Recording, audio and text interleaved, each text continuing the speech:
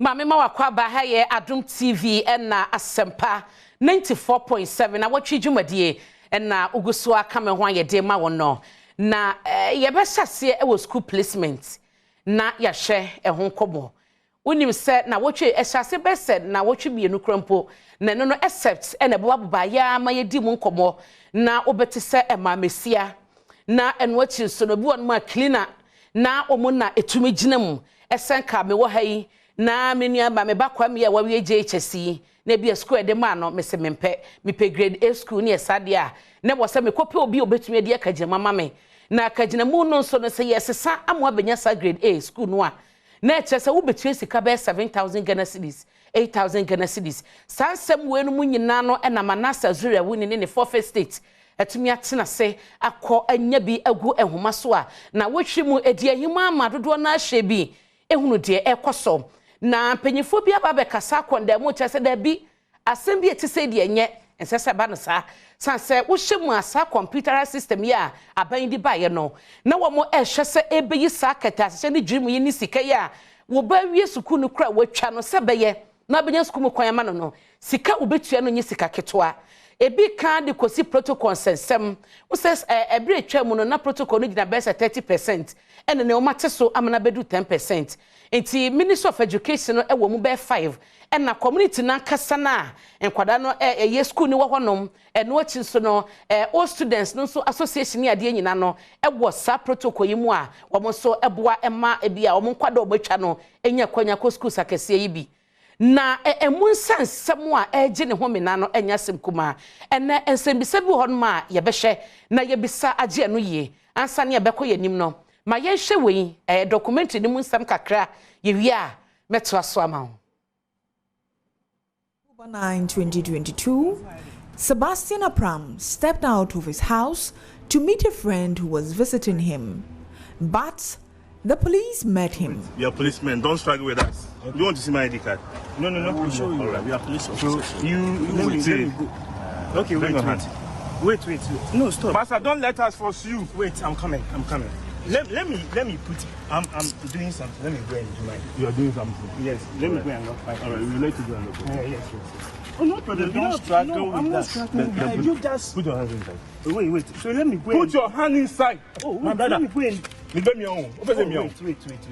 Don't struggle with us. Sebastian is a member of a network that has undermined Ghana's computer school selection and placement system. His cover was blown after months of investigations by the Fourth Estate. What's my end? Okay, I'm just going to say 3 days or something. Okay, no, this was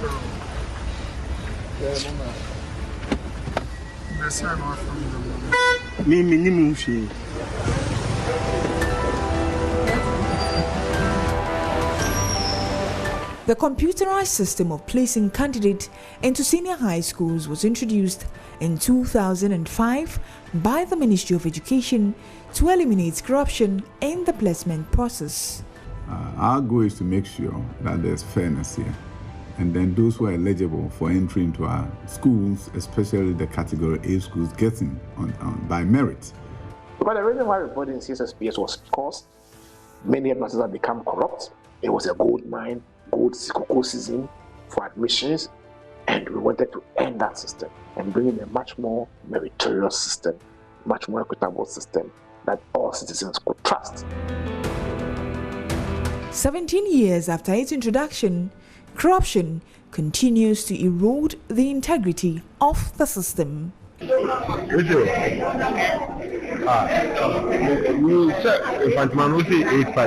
2022, the Fourth Estate went undercover to ascertain whether, indeed, cash can influence the placement of candidates into top-grade senior high schools. The Ministry of Education set up a resolution center at the Nat Hall complex to resolve complaints regarding the computerized school placement system. When the Fourth Estate visited the center, desperate parents were found negotiating and seeking help on the placement of their wards. In that building was a network of security men and cleaners who served as liaisons between the desperate parent and officials of the CSSPS. The Fourth Estate reporter who went undercover met Eric Agri, a cleaner. He indicated he could help change a placement from Apam Senior High School to Mfantiman Senior High School at a fee.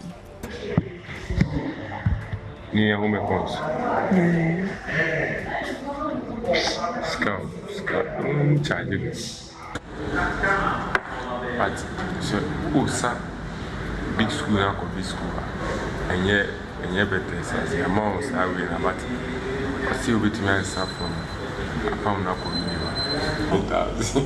But in less than 24 hours, Eric increased the amount from 7,000 to 7,500 Ghana cedis and would not reduce it. We said if I man say 85. And I look at tea and that tea, mammy, and oh, sir, there be your mammy tea or can say 7 or tea or can say 7 Namisimico first canaba and then the mediaba tea or can say 7 Namisimico first canaba and to me this canaba. This canaba.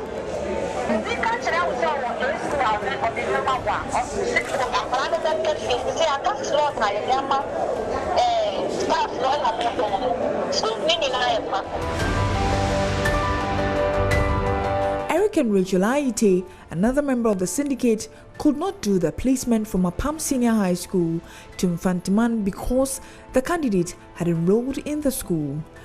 We presented another candidate who had been placed in Wesley Girls in Accra and wanted a higher grade school, Agri Memorial Zion Senior High School in Cape Coast. Eric demanded 8,500 Ghana cedis for that slot. After demanding and receiving payments, the syndicate changed the placements of the candidate from Accra Girls Wesley to Agri Memorial Zion Senior High School in 2 days. Why are they?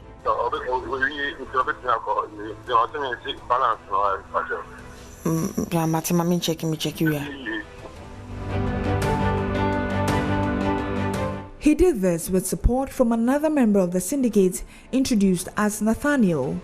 Our investigation later revealed that he is Simon Agri, the brother of Eric Agri. Yes, government has expanded facilities. Government has invested hugely in expanding facilities. But I'm not sure government has doubled intake in the grade A schools. And that is where there's pressure. So it was expected that as there won't be any more double track, there will be enhanced competition.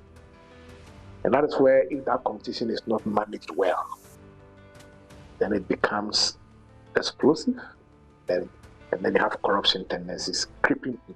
Every parent wants the best for their children, and consequently, sometimes they panic even before the placement comes out, and then they fall prey to these unsuspecting individuals who will promise that they will be able to send their children to the schools of their choice. Mimisha will be say on to Nibu or still Wesley no pay. Until now, I feel I'm the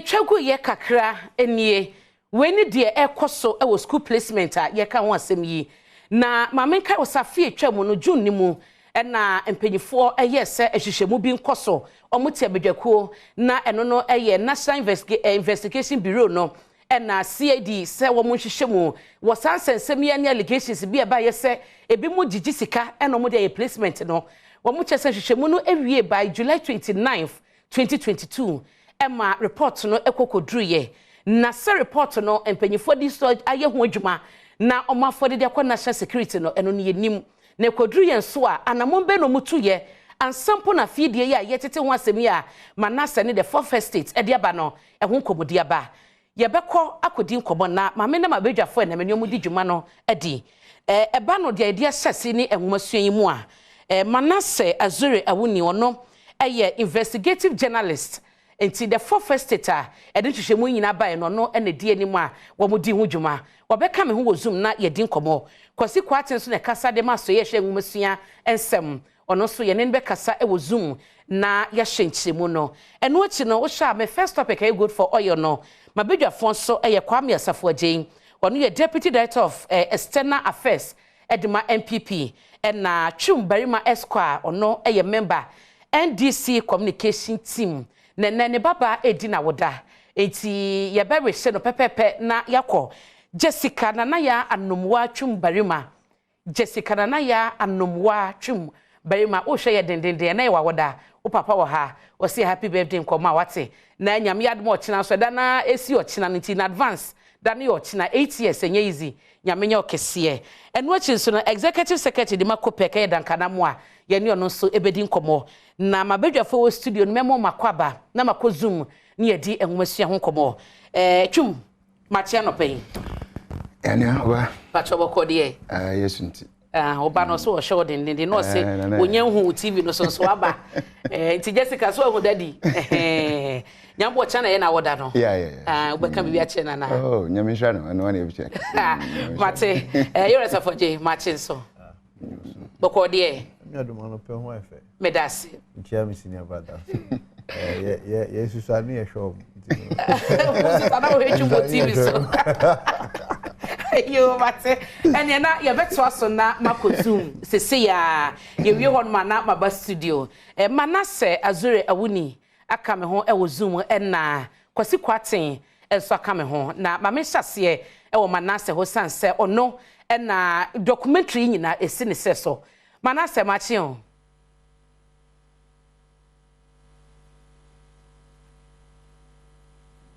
me pacho o mute ho ma me wadaroma Manase temenka okay ene wala mo hwe ho asem ka wachi ho ma me na on mute ma me hwe se kwasi betemenka kwasi ma chi kwasi kwaten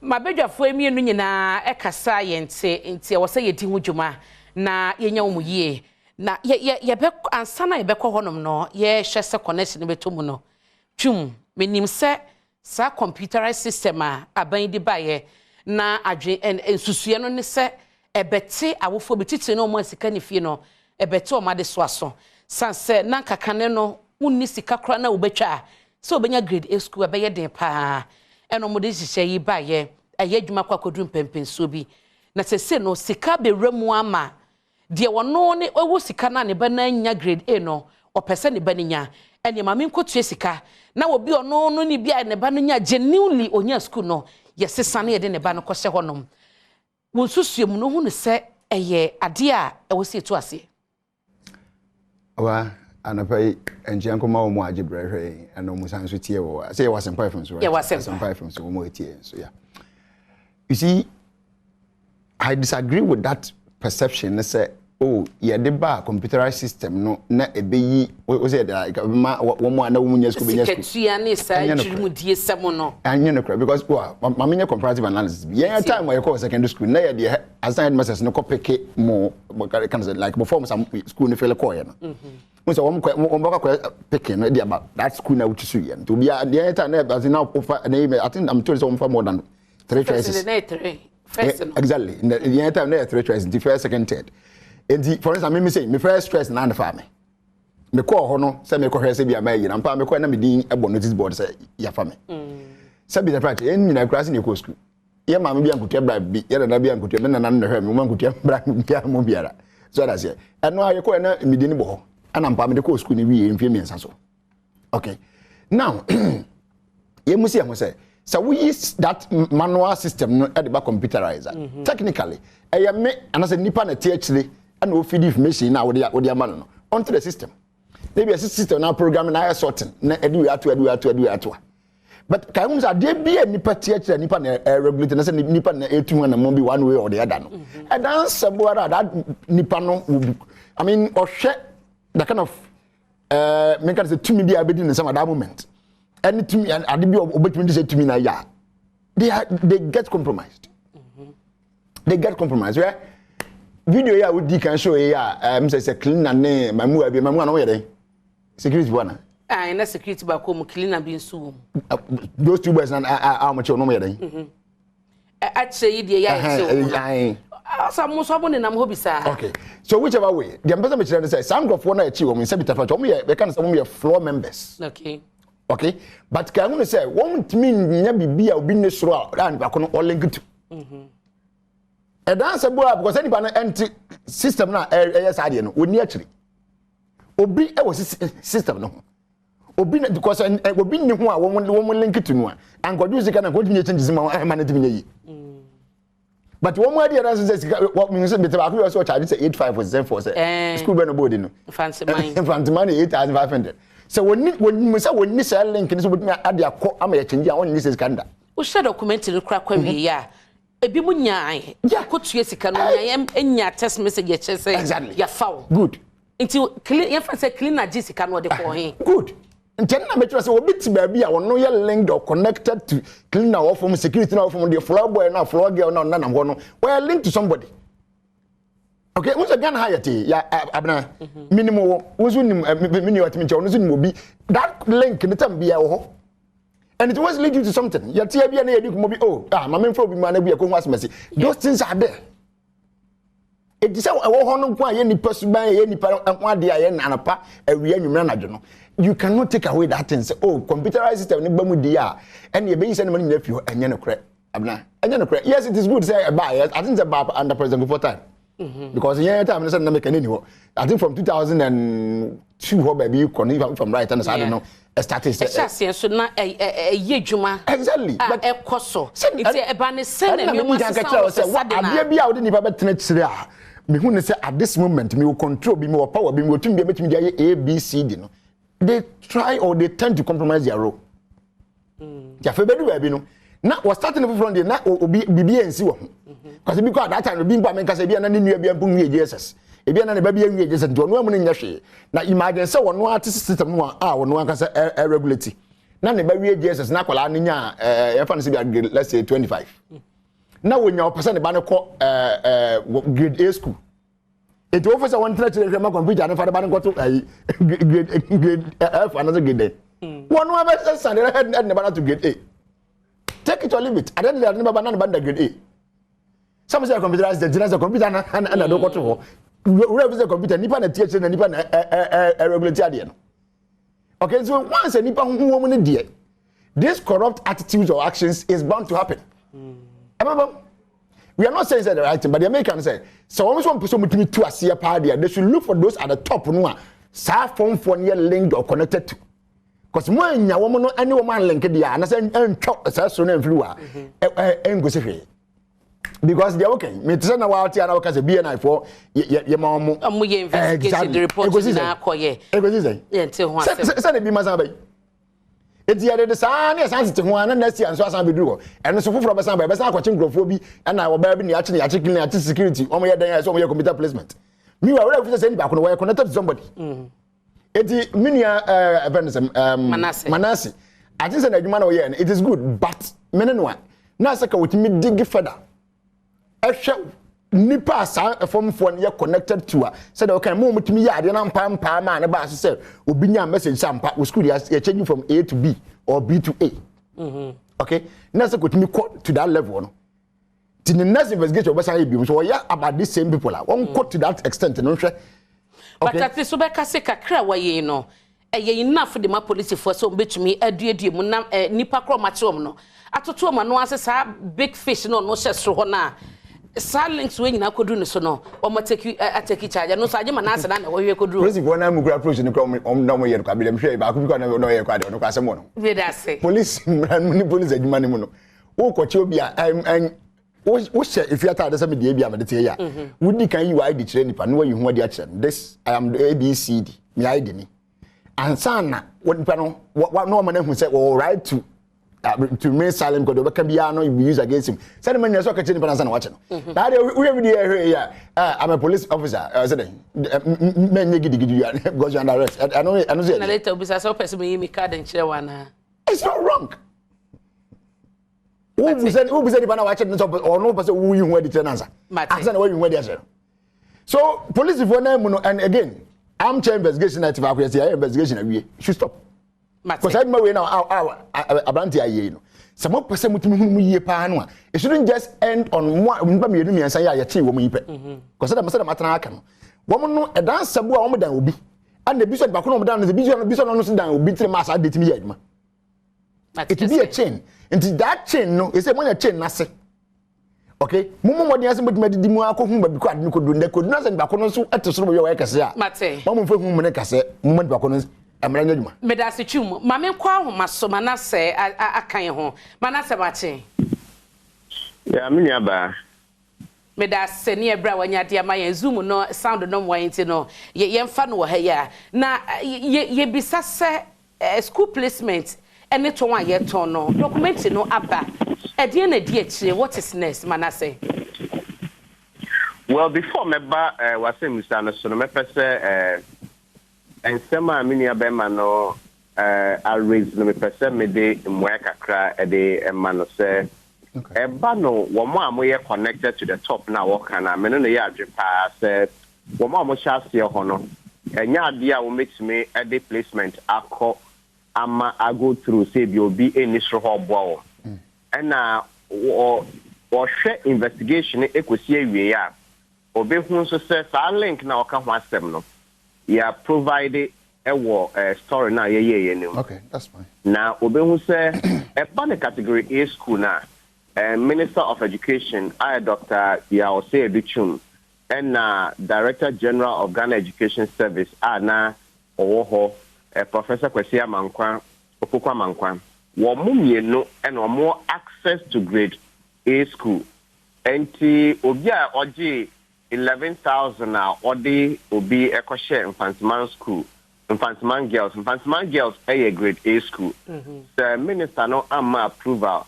Announce education director general amma approval.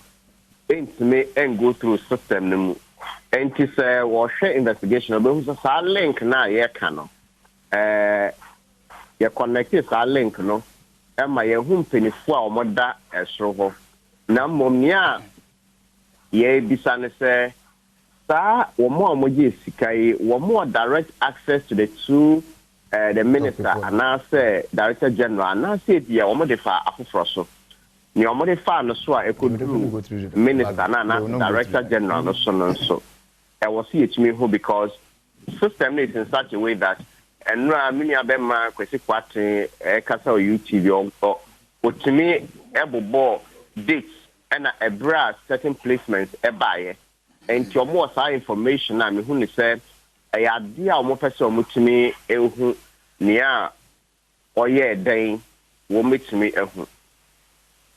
So the substantive question will be say what next after the investigation? Yeah. About some traffic there was limit to which you bet me ako. We are police near.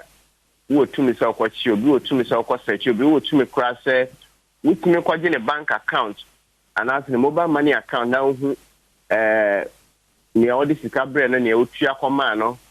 Police were to me cross or mutimi share one more all records near who if they are rich like actually every other placement no cost no. Why not offer a pa the nipa education officer na say Minister of Education and see me who say but the agreed yet also police for etimi edwuma na wo mo echi wo mo soro no and no so kwadan chance wa ministry ne Ghana Education Services so asudie bi o say wo mo buase bia sa de entumi enkoso emra wo introduction o ka say hwehwemu bi ekoso hwehwemu na ekoso no Krata Minister for National Security, Minister of Education, Brana post in the Koswa, corruption and semi Kosono. Okay. And yes, so we internal investigation, report no, or man find ye juma, ye kase, ye rakwesi kwati, wahidi, or send coach me besides a report no. Aye. What would ye date paying? Why no why and a report me indict here. Na then and a ministry na fast our report no ho eno kwadanche a former director general of education service Professor Opukwa Amankwa so attempts bisenka NIB and I say near friend no and can it be an I know. And a CID is what truck or mom saying come him. Sir, security agencies me ye can say in him no man to me anye. And no any ye business I didn't see and I hear me at the Brema man ye. A bra ye and the fourth estate cry ye him ye a percent car. Police for a coach sir and Kukuya chiomu. Ye call headquarters.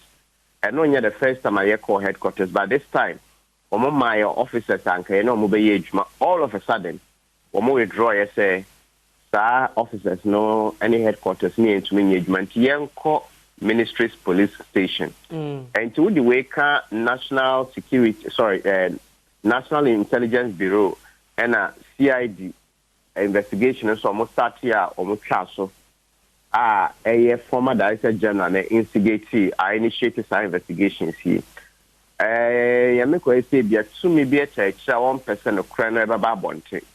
And to going forward no, ye better see a beshana and penny for motage send a million bemanakano. And okrepa say will be in this rowa and ya their placement make me a cost because of my actual will be any more education service. And as the Ministry of Education, and as the computerized placement system. Okay. Where my from say Goro Boys no. And a Goro Boys no so most services are more and say fake.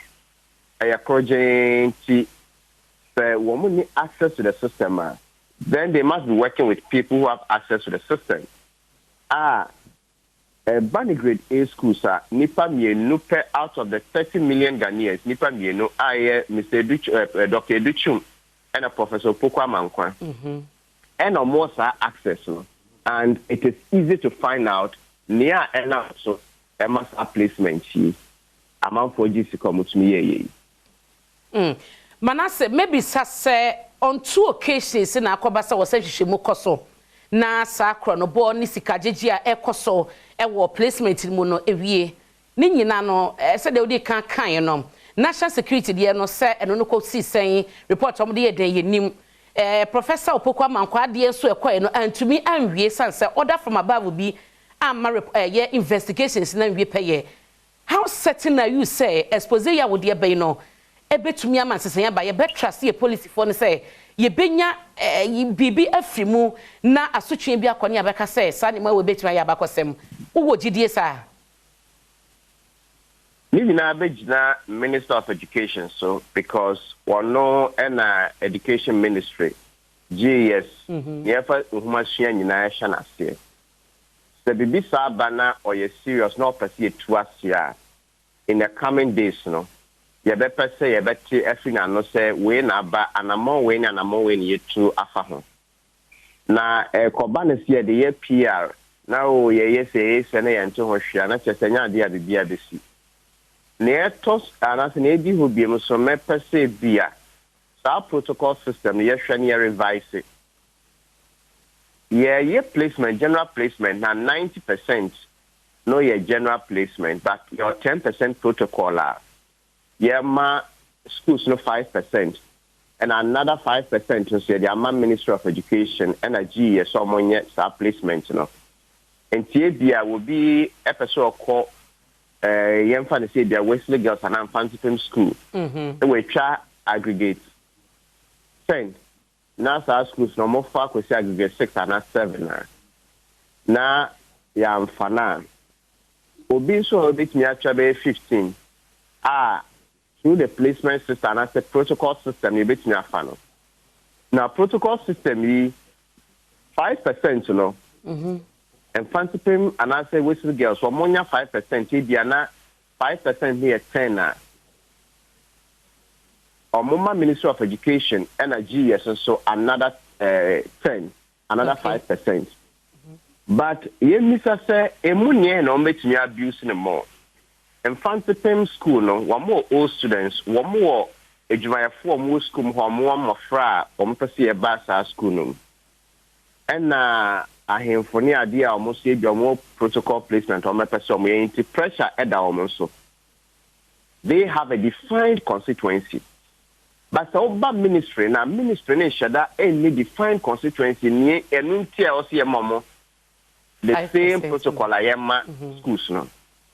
And no kodanche infantile schools say be as protocol 10 and as nipa do enomwa. Ministry be fa nipa do e wo infantile school. No afa nipa do e Wesley Girls. No afa nipa do e St. Augustine. No afa nipa do e Holy Child. No afa nipa do e wo Adisada. No afa nipa do e Accra Academy. Ebri Girls, Infantile Girls, St. Roses, St. Peter's. And so that can we boom na protocol vacancies are Eba Ministry, Ghana Education Service ehono. Now it may be running into thousands. And here very likely say because they don't have a defined constituency and they don't have so much pressure as compared to the schools because they have huge numbers. It is very likely say omoho and placement protocol placement, you know. It is more likely say to be coming from there than the schools.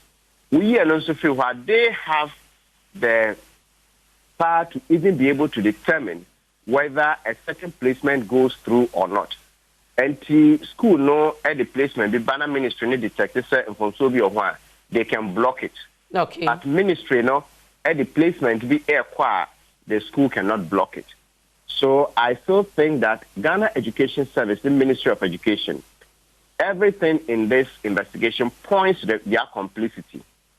Now, Krata, Professor Opokwama quite sure, yeah, Ekoma BNI CID 2022 now. As some more can say there were allegations that top officials of the Ghana Education Service, Ministry of Education, and Free SHS Secretariat were more at corruption air cost. Unfortunately, no, that is to me amaso ama yang go through to the top officials here. And to come when na boman krakra say Ghana Education Service, the Ministry of Education, say adi air cost be I can want them say ye bet me no kwanya. Me hu say one more and omukra sa asafo na ometime etu sa pon. Matebana se gina soma me na me na ekwasi kwaten eni enkomo kwasi mache.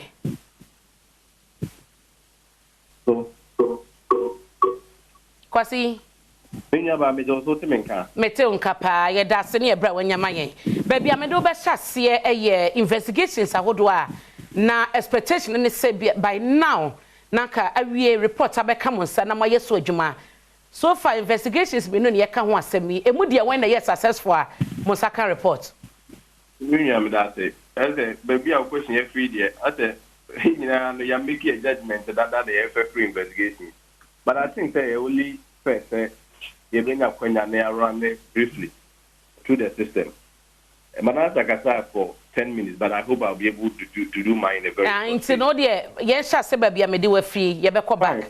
Until but more than investigations, no.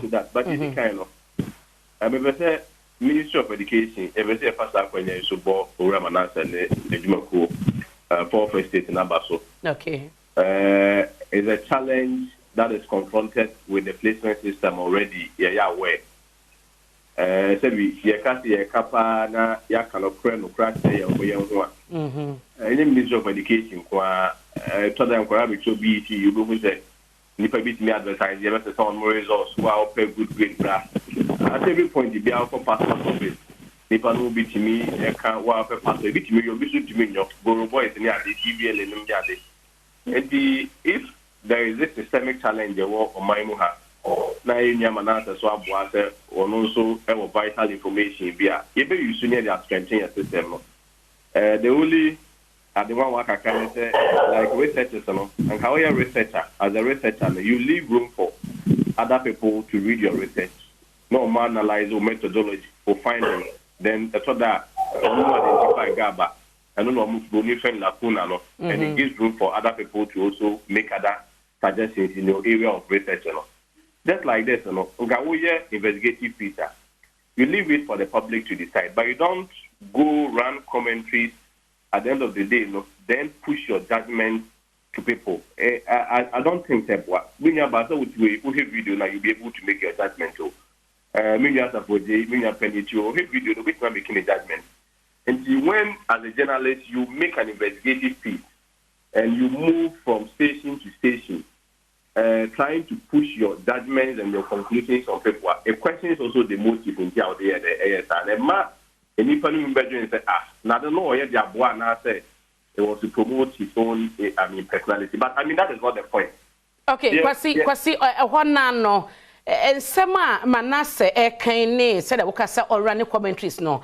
E be a near be one, a was said the ordinary person who say ebano wadaroma meba ebano obetwaso baby all the free band na me rem no say wawie no na yemfa nsa adom ya frɛ na o kyire mu yi no e bia bibi kra wo mu a obetumi aboya mane wo bre ha kra an capture ma sansenye bibia na beba the knowledge krompa wo de maye say ebano grade A schools empanyifo mienu pɛ na wo man yi mu a omo wo access a omo tumi sisa no mane ye eno krompo ne ye ho topic on its own ya che cleaners ne security fo a omaji sike kwa wi eche grade school ya sesa no enti se Manasseh emma ye sa nimude na emfomso bi wo mu ana emfomso ni mi ba Manasseh kasa for 10 minutes oba mu once angali die be boma ka mesre so ma flow pa e wo se mintimi nche wadwuma na so baby a anka akonya de ma Manasseh mana cheche ni se mo ba na mebam no say 10 minutes no ebe so pepepe na se bi wo ho no na ko baby a wo se mitimi bam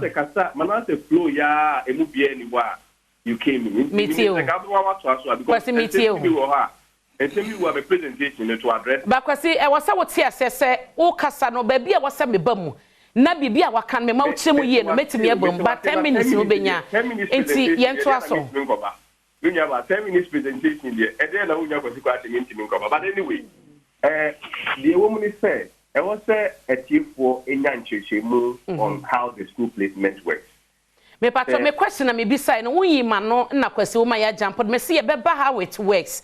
Me dey can be say investigations aye kan ye nim say last year June e bi hyase so far no emu ahen reports ahen na manya on sa placement ni ton na ye ton no. Enti no me pato when your report to be happening, it is so unfair. Say, when the media invites you, it's about the position they take based on and also no multiple question. You ask me a question, you leave me to answer. If it is not satisfactory, Ghanaians decide. But what is it? What we have a question? I'm not sure that there is a specific answer. If we are a quiet station, I'm going to answer. In my answering, no, it will capture all what you are saying. On the issue of reports, that's why I said, all this issue is going to be addressed. Of course, on report based on what? The report did not come from any backing. Report to need free, baby, if we a buy. Unless, of course, be also our own judgment on the whole idea around. There is a systemic challenge where somebody has been able to help us to identify. We need to understand problem credible. On the issue of reporting, yes, if you want us to take it from that angle, I don't have a problem. And this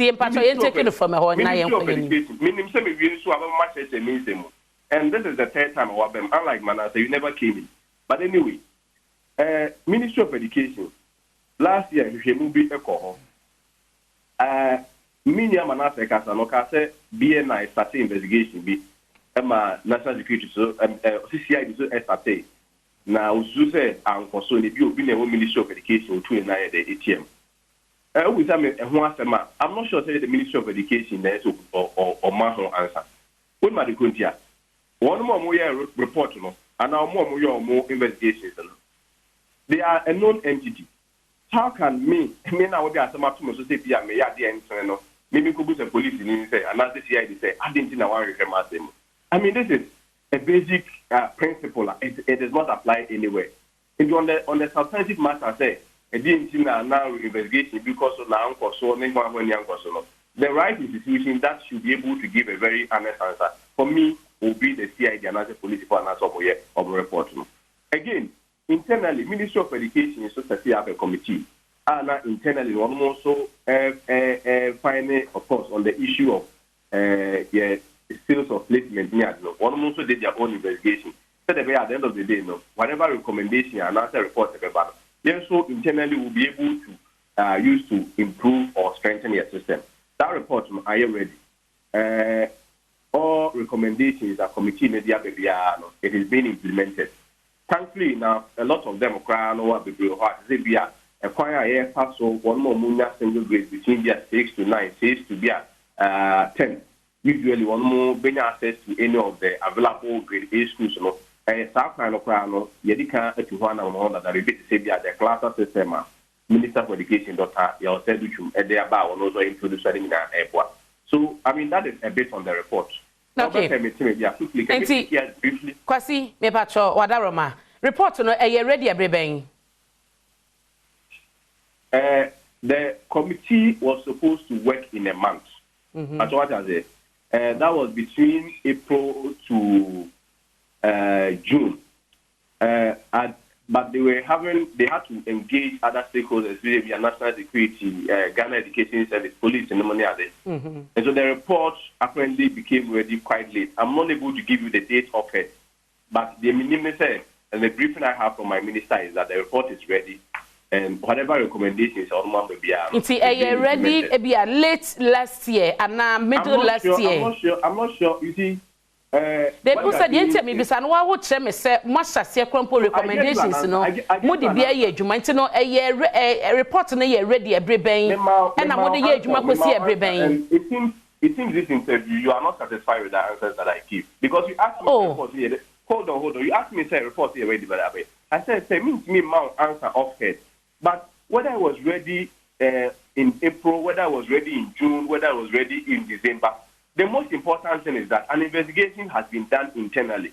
Even the whole idea about a ministry constituting an investigative team to review Adiawoye every year, even shows symbolically say, I mean, there is that room to go through our process. Now investigation na who say and kwamo aba nyina ba bia ye gine no aha ne fapem nankasa nti e ma ne nya ose bia I'm not me pacho kwasi who say fapem but when the ministry wants to take you to the kasa me say your platform si kwasi your platform si no kwasi wo your conversation no aye nyabotre reporter ye kan ho asemi no e kwa ba besi enti report na mo nsakan ye no na portion bi wo ma placement ya ye toma awofo etua ne ya seso mo school no e capture wo mu ana report no I think I may have to end the conversation on the report because me patro e capture placement na ye ton no omo capture wo investigation report ni mu ana that's not how journalism is. That's not how journalism is. Journalism asks questions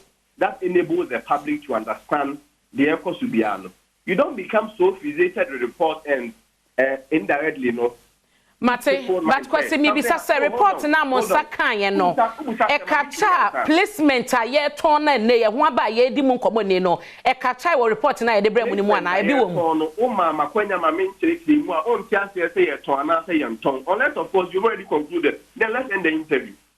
Menka you give me the opportunity to explain how the process works. You keep asking me about report.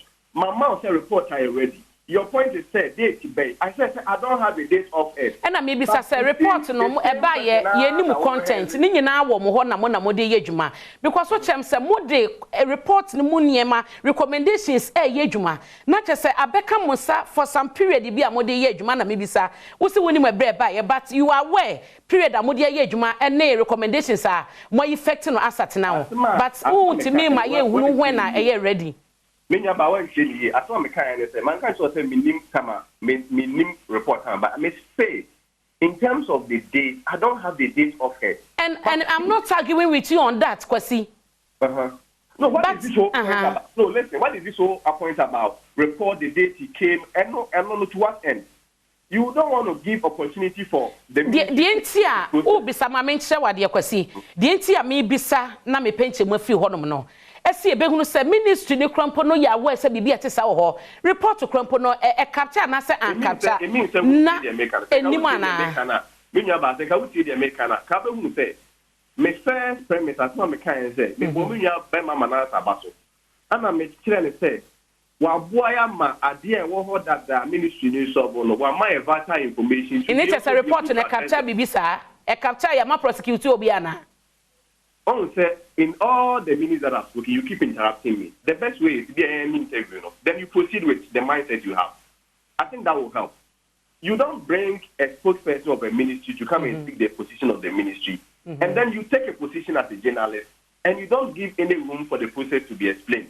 You keep hanging on a report. My explaining to you on many occasions the position of the report. What you are doing is to keep repeating the questions in a different way. Me who have me answer report on what in view.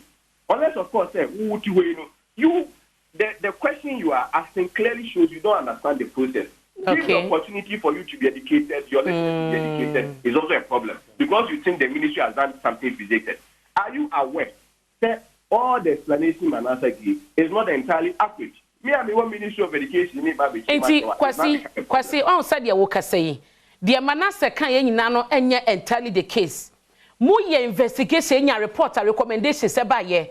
Recommendation kuni report by na mo communicate to the general public before anas me patro Kwasi Nyabotre mame. Kwasi Nyabotre wo kasa me mo akasa ye. Mama ye hu no the recommendation report ya investigation we omode bre mama ye hu no.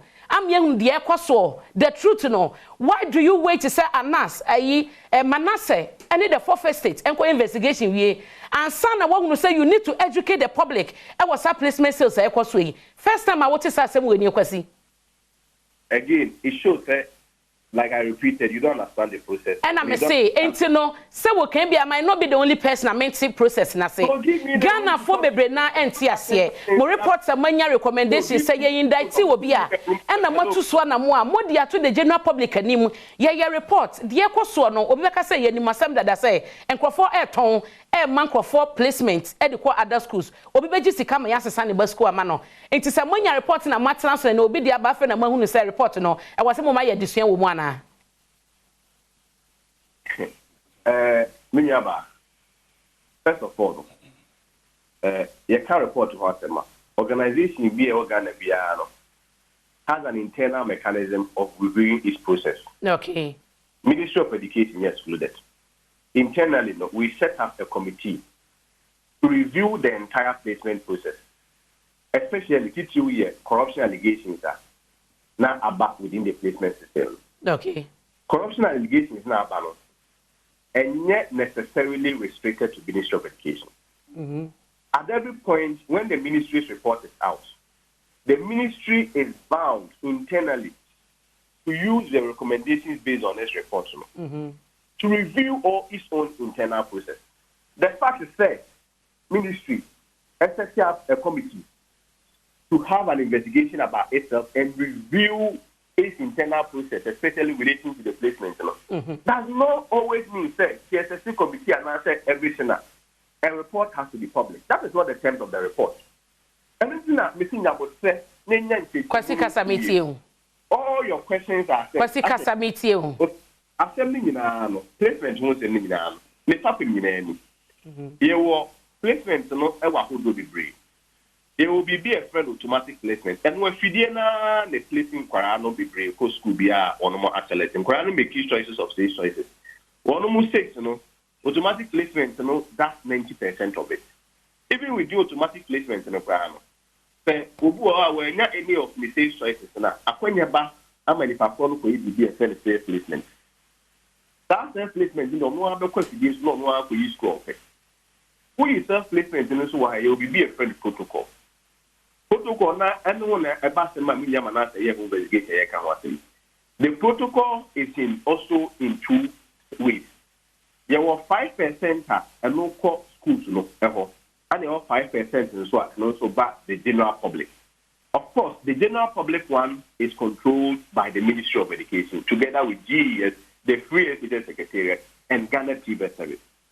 5% in the core schools no.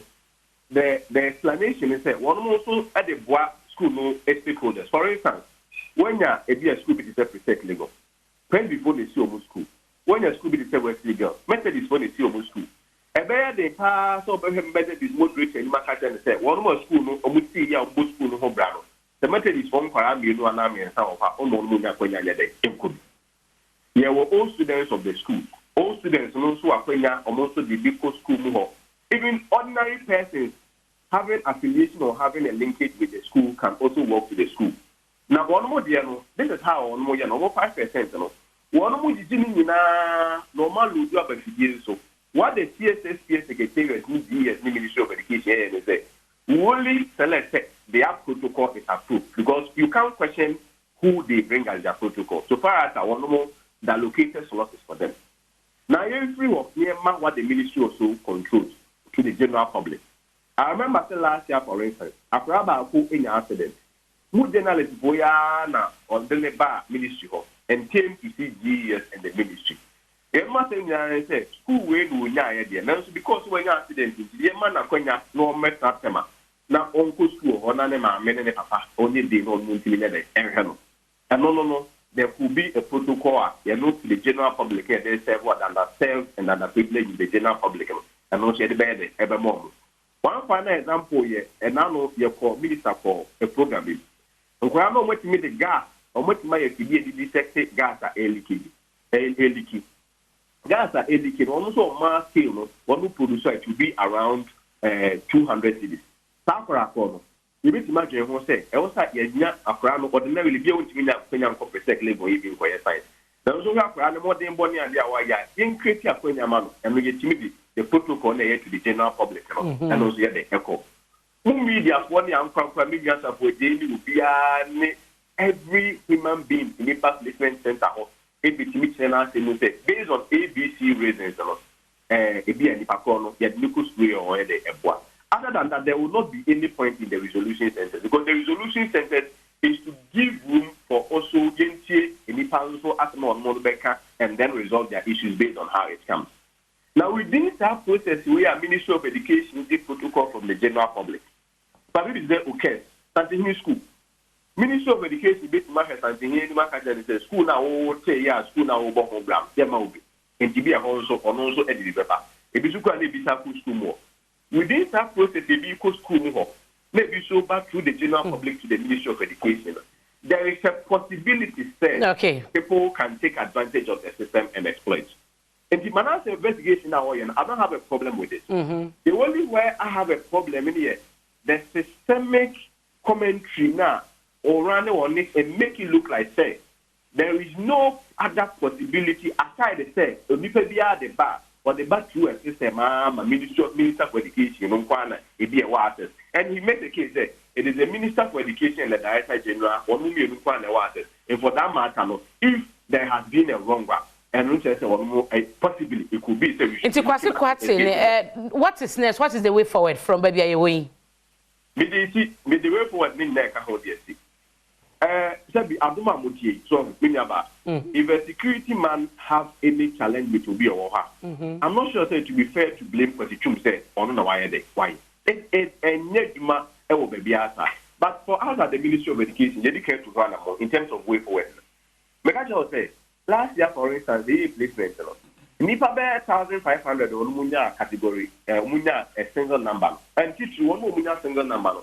One woman will be feeling entitled to go into the category A schools. Last year, we placed about 1,500 or more. They make out on in their A schools, and a lot of them through all their safe choices. Because they don't call the second choice, and the second choice will be first choice. In Japan, not the safe choice is in their why they miss it. This is a person who will not be a single number. Actually, you're based on your history, precedent, experience in the IIN. The woman say, Ubahena Konya be so some of these declared category A schools. There are a lot of vacancies there. And the minister the class system by say, Ubi or her or farm Fantema when no man a pempo. Okay. Of our disco when no man of be a popular.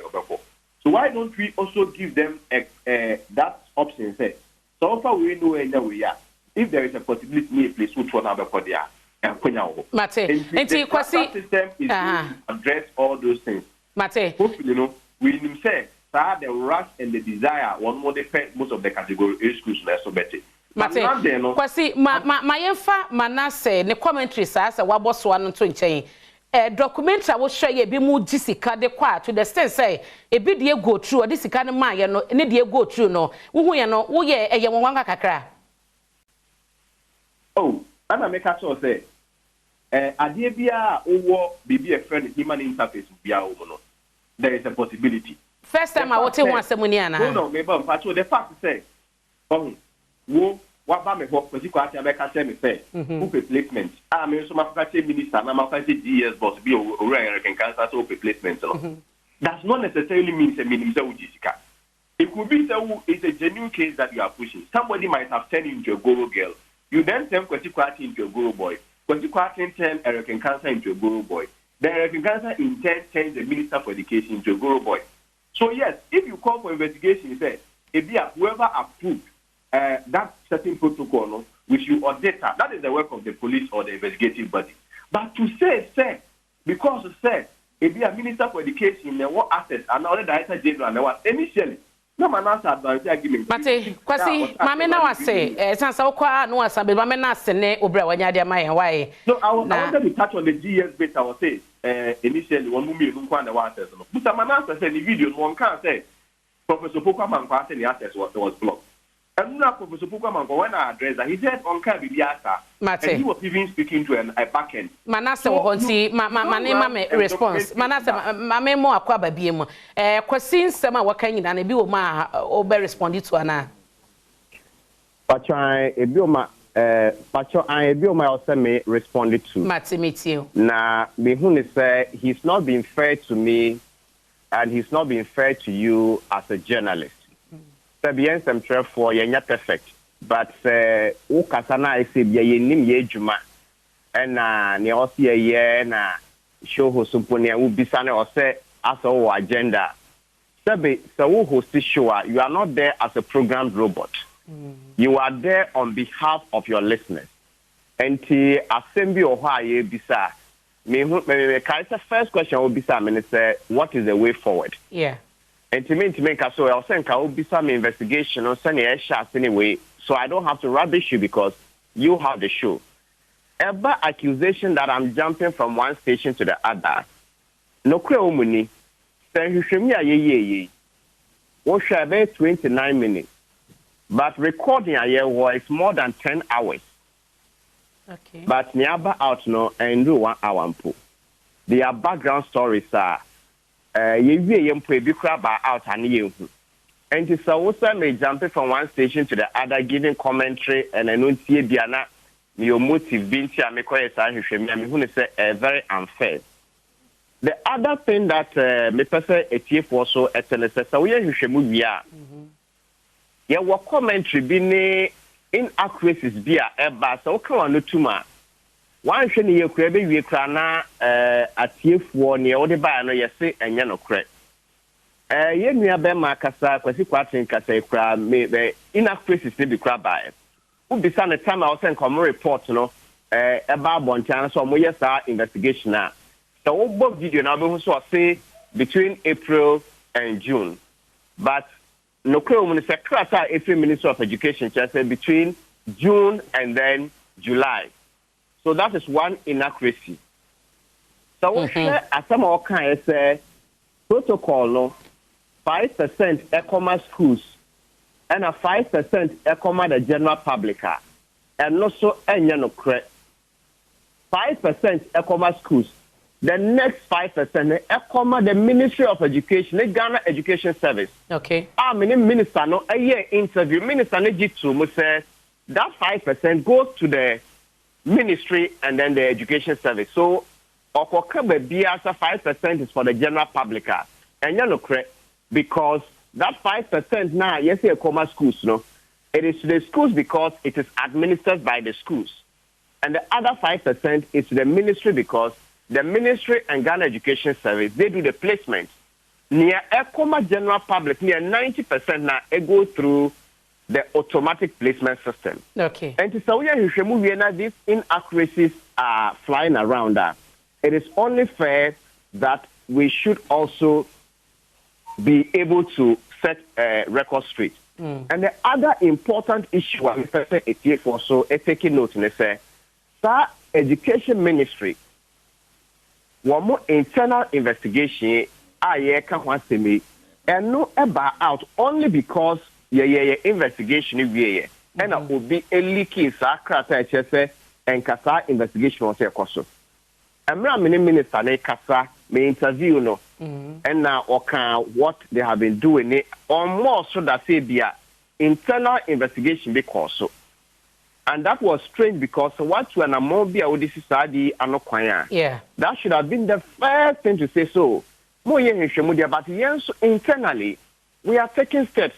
Now last year you set up committee now more na when you who ye near do hujuma.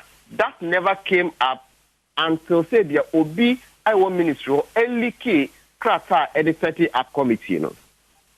Now the first time I semi babonti na yenua kwesi kwaten ewo Joy News PM Express na mo kan sa krata ho asem.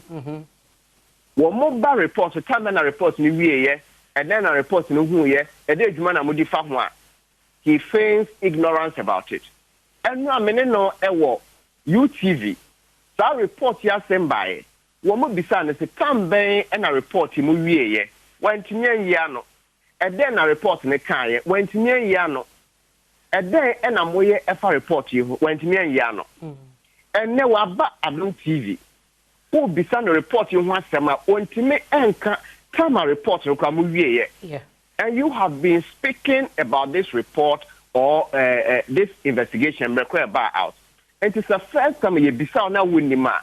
At least when you go back to the ministry, also this so me quiet you be some report you want them. Menya no ye bia.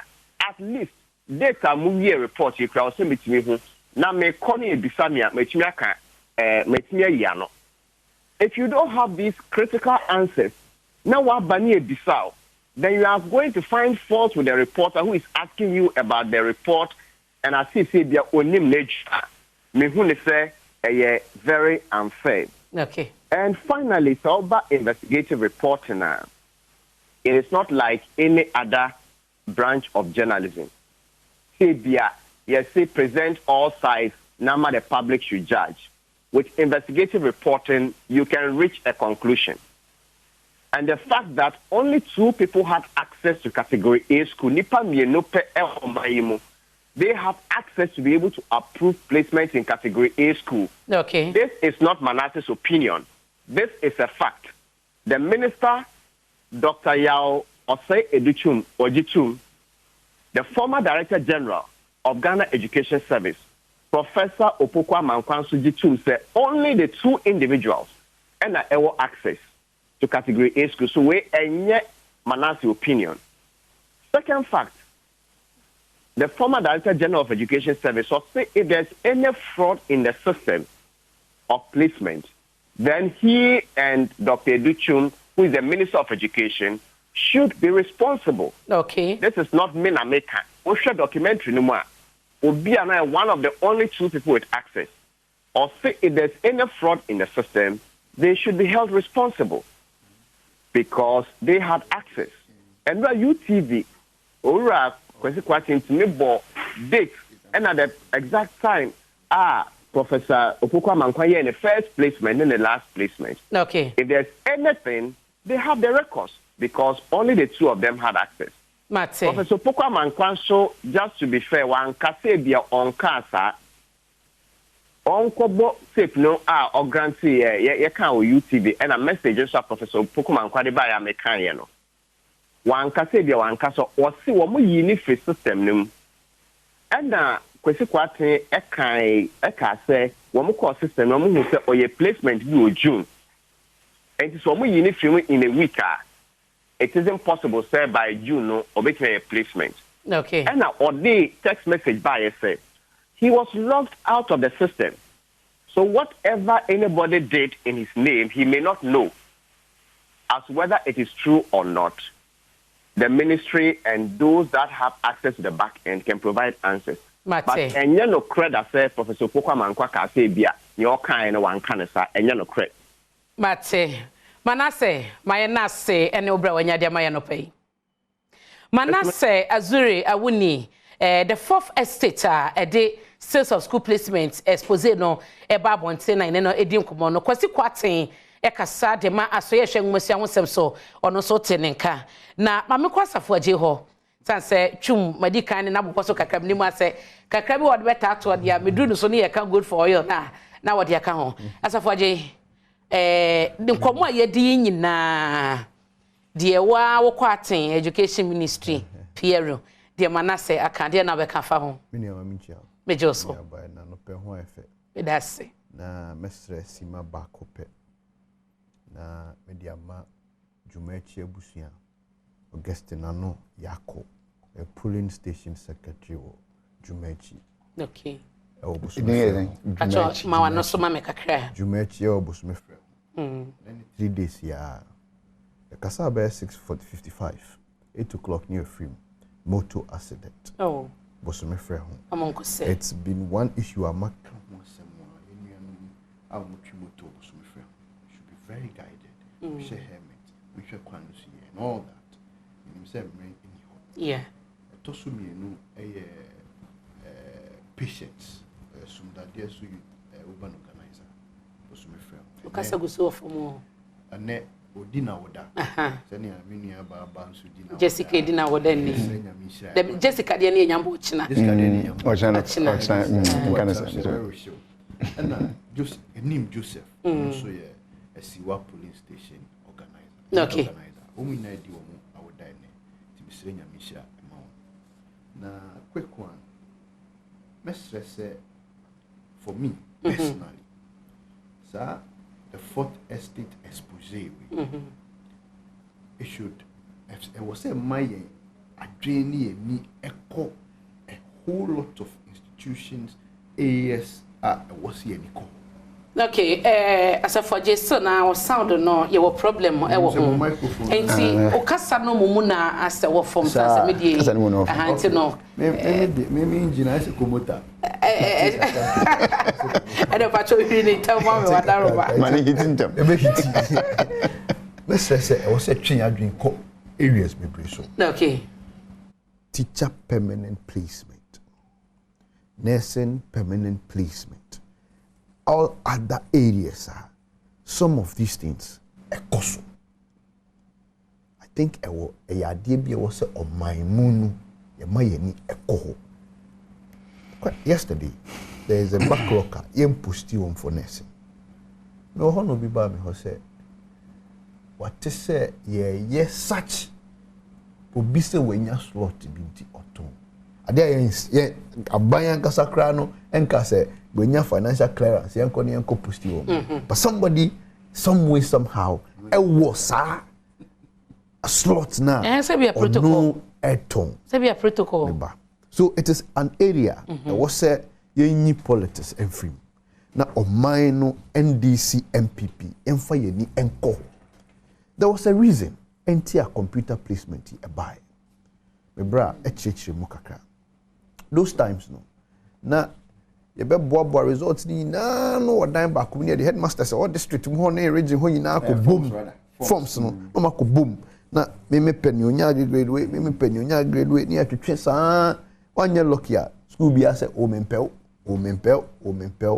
There was an exclusive discretion to the headmasters. They decide who comes to their school. So through the system and the process, we decided say, yenfa computer system being bra, and no, it takes that major and exclusive discretion from the headmasters. Na enkosa ne beya, I mean the criteria are better to ho. Also nya we say also nya otwanko dia also onyemu kwanko.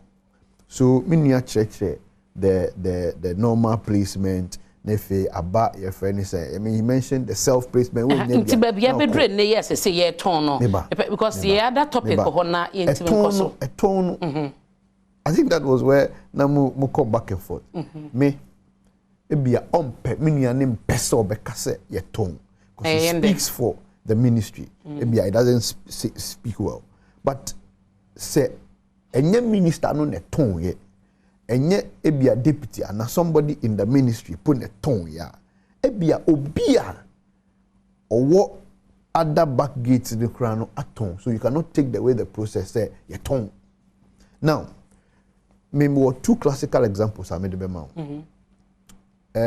me offer baby no we siwa we school Jesus no try ni postings na buy no onya pandai now me wofa no sebi sikeni ho lawyer fair crowd de be ma kra na free siwa akokpandai no ebi ni ho it you say yentimi yi me ba no amba esiwa secondary school obenante free ha akọ school any secondary school no onko what you say this critical and classical issue no and only sa 5% protocol na Manasseh say enye for the public we say enye for the public I want a ministry honum no it is say me tu ho anamon eko hu ebia minister me deputy minister obi owo ho education director or district na me sre ne say situation am nsakenie e wo say yetimi boa abranti anasa babawe no no so otimi kobi then they do that changes for me ebia na ne ode ababawa ne ba me ho ebe sre me ho moa no ebia na waje na dem die bi minim oti ase na me so me de akoma minister no anasa ebia deputy minister na whoever is in charge okay na waye oye wiye no efe abrantie no brane commentary say me kransa na me sesa every pandai aba asiwa no me twa 2000 oti ase then the bus stops at the ministry it you say Ministry of Education eton free SHS and nti na mo wa so de se mo be investigations we say na mo active upon the report recommendations I agree me no I am not so much preview to the report of the investigation say no say ebia enye for public consumption but me mesre say